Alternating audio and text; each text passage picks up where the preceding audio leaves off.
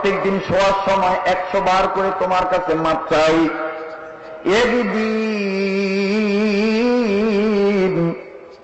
40 দিন হয়ে গেছে। 40 দিনের দিন রাত্রেবেলায় এই যুবক বালিশে মাথা রেখে ডাক দিয়ে বলতেছেন, আল্লাহ,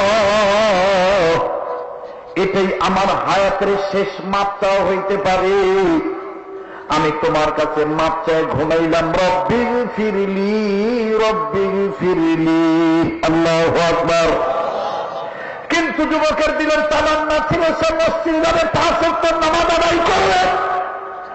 আপনার নবীর মুসলমান ভাইরা রে,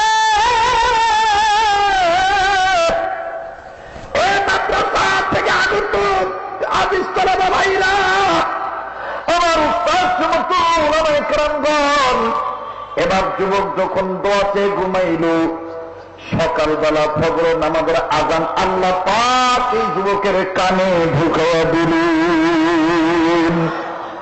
যুবক এখন কানের মধ্যে আওয়াজ পাইতেছে, কে জানি ডাক দিয়ে বলতেছেন, আসসালাতু খায়রুম মিনান নাওম। আল্লাহু আকবার বলেন, আল্লাহু আকবার। আসসালাতু খায়রুম মিনান নাওম। যুবকটা কানে শুনতে পাইতেছি, কিন্তু আল্লামা তকি উসমানী লেখেন, ওই যুবক ওই দিন এইরকম শুনতে পাইছিল। আল্লাহ পাক বলছিলেন, তুই না আমার কাছে এতদিন মাপ চাইছ, আয় আমি তোরে মাফ করে দিছি। আজকে থেকে ফজরের সালাতের মাধ্যমে, নামাজের মাধ্যমে সেজদা দিয়ে আমার কুদরতি কদমে আমি তোরে মাফ করে দিছি।